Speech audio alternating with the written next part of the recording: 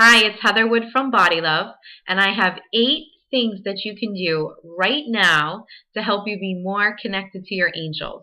And one thing you need to stop doing immediately so that you can be more connected. Stay tuned.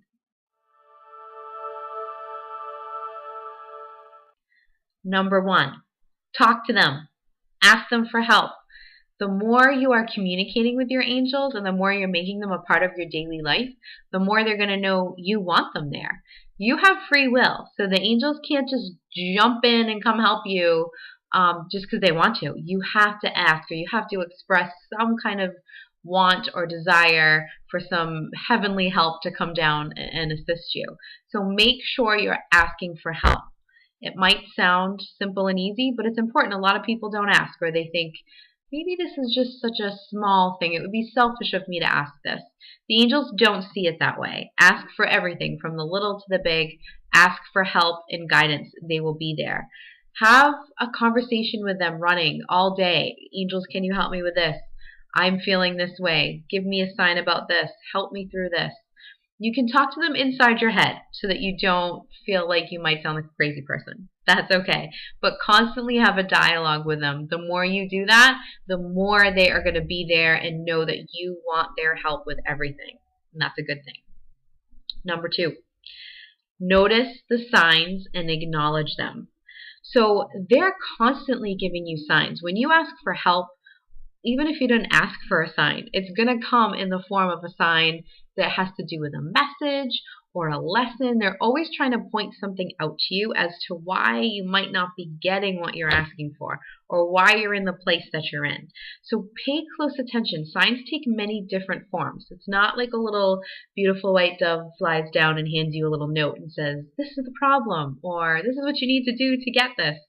It doesn't work that way. But it does work in really, really cool, amazing ways if you pay attention. So they may send you the message through a song. So there might be a song that you just keep hearing on the radio, or every time you walk into a place, the song is playing. Pay attention to that. I'm sure that there is a message in that song for you, or an emotion that that song stirs up for you, or maybe it sparks a memory. That's important. Pay attention. Speaking of memories, if there's a memory, when you're asking your angels for help with this and you're trying to work through whatever you're working through, if a memory from your childhood or just from any time in your past keeps popping up to you, pay attention. That's important, okay? There's a reason. Watch it, take notes about it. Think about why that might have a connection to right now. Look at what happens around you. Do you get an email that has to do with what you just asked about? Do you keep noticing stuff in your news feed on Facebook or Twitter or wherever? And look right at the top. That has to do with what I was just asking about. Notice that kind of stuff. They will also give you stuff that points out to you, this is why it's not coming. So for example, if you ask your angels to help you attract more money right now, help me attract some more money, I really, really need some, and suddenly you get a bunch of bills in the mail, that's a sign, all right? They're not trying to punish you. They're trying to point out that there's some reason that what you're putting out there when you're requesting money, it's actually making it so more money has to go out from you, all right? So you want to take careful note of that. If you ask for money and then the next day a friend of yours mentions a book she just read on finances, make sure you go get that book, all right? That is a sign from the angels, 100%, absolutely. My third tip is to journal. Keep an angel journal. I would try to use it just for looking at what the signs might be coming to you when you're asking for stuff. So write down what you're asking your angels for help with, and then the signs that you're getting, and the date and the time and how you feel when those are coming in. It's really, really awesome to look back over even just a week and sort of look at what those messages were, because a lot of times once you look back through a bunch of different messages, something will click and it will make more sense. If you see the same thing over and over again, it's kind of like the angels are trying to, hit you over the head with it. So pay close attention to that. Also, if you're constantly writing down the signs that you're getting, your angels are going, okay, this is important. This person is paying attention to the signs that I'm giving them, so I'm going to continue to do this and continue to give them more. So they really feel like they're much more welcome in your life and that you want them there all the time and you want signs all the time. So that's important. Try not to write like your grocery list in this notebook or a phone message in this notebook or something you need to remember for later. Try to keep it just for this purpose. That way when you open it, your angels are going to immediately know that you want them around you and that this has to do with something that you want them to help you shift. The next one is to meditate. People think that meditation has to be something that's only done by monks or super duper hippy dippy earthy crunchy people. That's not true. You can meditate for 5 minutes if that's all you have. I like to do short meditations. I like to do a couple of them throughout the day if I can do that.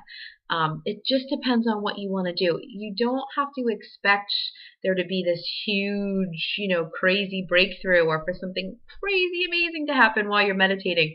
Maybe you don't receive a lot while you're meditating, but the fact that you're doing it and that you're letting your mind be quiet for a few minutes, that does a lot. It will keep you grounded, and it's also a great opportunity for your angels to come in and speak to you and give you some information when you're not clouded with all the stuff going on in your head and your ego's not right at the forefront for that. Okay?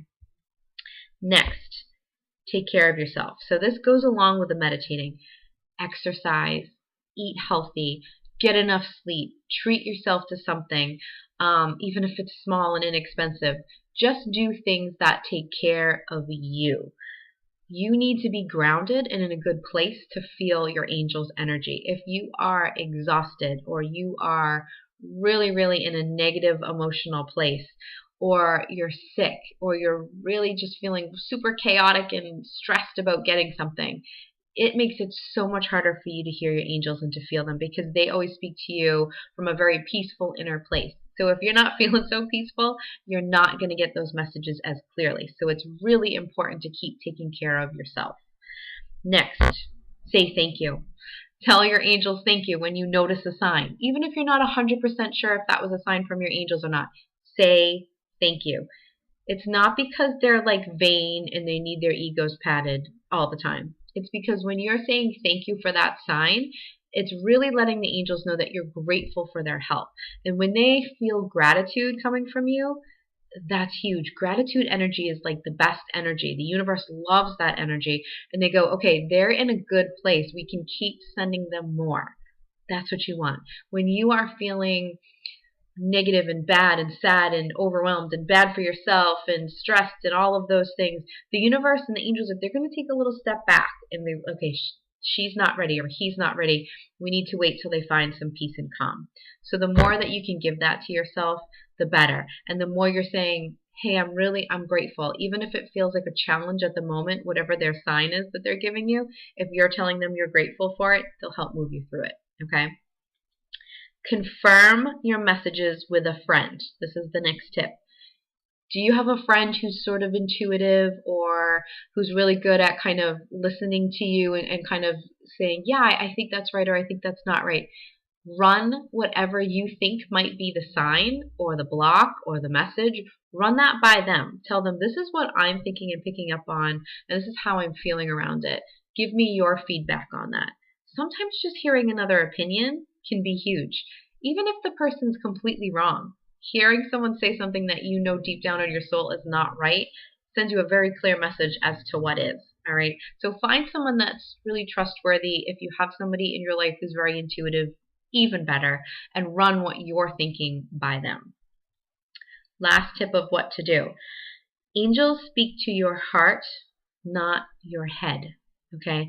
They do not speak to reason and logic. And if you are making spreadsheets and to-do lists and pros and cons lists and hoping that they're going to help you with something like that, they're not. I have nothing against doing that. I'm a list person myself.